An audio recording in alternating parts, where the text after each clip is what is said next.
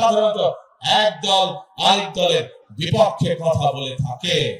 কিন্তু আজ যদি আমি অন্য কোন দলের বিপক্ষে কথা বলে থাকি, তাহলে জনগণের কি তাতে কোনো লাভ হবে? জনগণের লাভ হবে না। জনগণের জানতে চায় যে জনগণ যে আমাদেরকে ভোট দিবে, আমরা জনগণের জন্য কি করব, এলাকার জন্য কি করব, এলাকার মানুষের জন্য আমরা কি করব। এই এলাকার মানুষের অনেকগুলো দাবি আছে। আমি আপনাদের সামনে, আমার সামনে যে দাবিগুলো আছে সেইগুলোর ব্যাপারে, কয়েকটির ব্যাপারে আমি আপনাদের সাথে আলোচনা করতে চাই। আমরা পঞ্চগড় এবং ঠাকুরগাঁয় যে চিনি কল আছে, যে রেশম কারখানা আছে, পঞ্চগড়ে যে চা শিল্প আছে, এই শিল্পগুলোকে আবার আমরা গড়ে তুলতে চাই, যাতে করে এই এলাকার মানুষ বেকার না থাকে, যাতে করে এই এলাকার মানুষ কর্মসংস্থানের মাধ্যমে হালাল রুজি করে বেঁচে থাকতে পারে। প্রিয় ভাই বোনেরা, আমরা ঠাকুরগাঁয় ক্যাডেট কলেজের একটি দাবি আছে, এই দাবিটি আমরা চেষ্টা করব ইনশাআল্লাহ বাস্তবায়ন করার জন্য। প্রিয় ভাই বোনেরা, আগেই বলেছি আমি যে স্থানীয় যে কৃষিজাত পণ্য আছে, এই পণ্যগুলো অনেক সময় কৃষক ভাইদের জন্য সমস্যা হয়ে যায়, এই পণ্যগুলোকে তারা ঠিকভাবে রিজার্ভ করতে পারে না।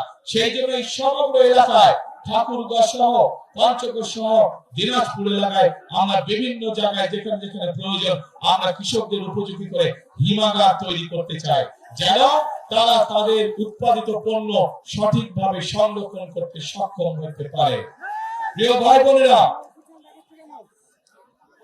এই এলাকায় বহু শিক্ষিত যুবক আছে যারা আইটি তে কাজ করে থাকে।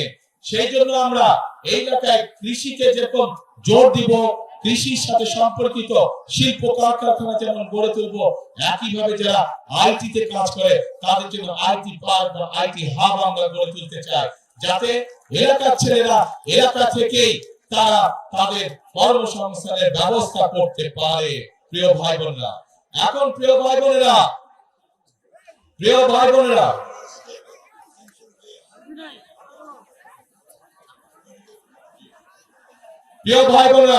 বিগত এক যুগ বেশি সময় ধরে যে স্বৈরাচার এই দেশের মানুষের কাঁধে বসেছিল, তারা শুধু নিজেদের স্বার্থ দেখেছে, জনগণের স্বার্থ দেখে নাই।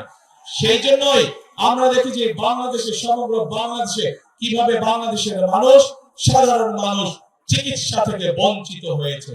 প্রিয় ভাই বোনেরা, আমরা বাংলাদেশের মানুষের কাছে গ্রামে গ্রামে, বিশেষ করে মা বোনদের জন্য এবং শিশুদের জন্য চিকিৎসা ব্যবস্থা নিশ্চিত করতে চাই, এবং সে কারণে আমরা সিদ্ধান্ত গ্রহণ করেছি যে ইনশাআল্লাহ বিএনপি আপনাদের ভোটে আল্লাহ আমাদের সরকার গঠন করলে আমরা হেলথ কেয়ারার নিযুক্ত করব, যাদের দায়িত্ব হবে গ্রামে গ্রামে গিয়ে মা বোনদের এবং শিশুদেরকে ঘরে বসে চিকিৎসা সুবিধা প্রদান করা, এবং একই সাথে এই এলাকার মানুষ যাতে আরো ভালো চিকিৎসা পায়, সেই জন্য মেডিকেল কলেজের যে দাবিটি আছে ইনশাআল্লাহ সেটিও আমরা বাস্তবায়ন করব।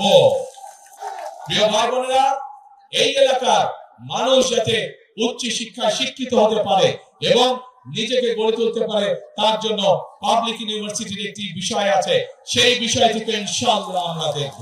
কিন্তু প্রিয় ভাই বোনেরা, এখন যেই আসল কাজটি, সেই কাজটি হচ্ছে এই যে আপনাদের সামনে কথাগুলো আমি তুলে ধরলাম, এই কাজগুলো যদি আমাদেরকে সম্পন্ন করতে হয়, তাহলে আমাদের একার পক্ষে করা সম্ভব না। আমাদেরকে আপনাদের সহযোগিতা প্রয়োজন, আপনাদের দোয়া প্রয়োজন, আপনাদের সমর্থন প্রয়োজন, আপনাদের ভোট প্রয়োজন। প্রিয় ভাই বোনেরা, আজ আমি ঠাকুরগাঁও, দিনাজপুর, নীলফামারী সমগ্র এলাকার, এই বৃহত্তর এলাকার মানুষের কাছে, ভাই বোনদের কাছে, মা বোনদের কাছে আজকে আমি এসেছি ধানের শীষের পক্ষে ভোট চাইতে।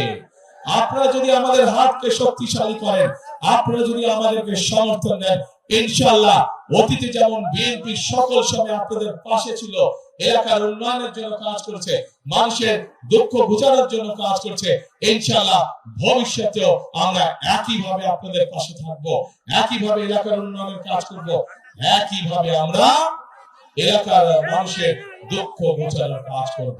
প্রিয় ভাই বোনেরা, আজ এটি নির্বাচনী জনসভা।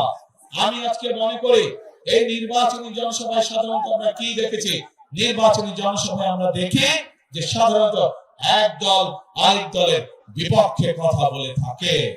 কিন্তু আজ যদি আমি অন্য কোন দলের বিপক্ষে কথা বলে থাকি, তাহলে জনগণের কি তাতে কোনো লাভ হবে? জনগণের লাভ হবে না। জনগণের জানতে চায় যে জনগণ যে আমাদেরকে ভোট দিবে, আমরা জনগণের জন্য কি করব, এলাকার জন্য কি করব, এলাকার মানুষের জন্য আমরা কি করব। সেই জন্যই আজকে আপনাদের সামনে আমরা আমাদের দলের যে পরিকল্পনা, সেই পরিকল্পনাগুলো আমরা আপনাদের সামনে তুলে ধরেছি এবং এই পরিকল্পনা তুলে ধরার মাধ্যমে যে কাজগুলো করব, সেই কাজগুলো করার মাধ্যমে আজ আপনাদের সমর্থন আমরা প্রত্যাশা করছি, আপনাদের সমর্থন আমরা আশা করছি। প্রিয় ভাই বোনেরা, এই দেশটি বাংলাদেশটি হচ্ছে 20 কোটি মানুষের দেশ। আমরা সকল সময় একটি কথা বিশ্বাস করি, দেশনেত্রী বেগম খালেদা জিয়া এত নির্যাতনের পরেও উনি একটি কথাই বলতেন যে এই দেশই হচ্ছে তার প্রথম এবং তার শেষ ঠিকানা। বিএনপির প্রত্যেকটি নেতাকর্মী, শহীদ জিয়ার প্রত্যেকটি সৈনিক, খালেদা জিয়ার প্রত্যেকটি সৈনিক বিশ্বাস করে যে বাংলাদেশই হচ্ছে তার প্রথম এবং বাংলাদেশই হচ্ছে তার শেষ ঠিকানা। কাজে প্রিয় ভাই বোনেরা, এই দেশ আমরা বিশ্বাস করি জনগণই সকল ক্ষমতার উৎস।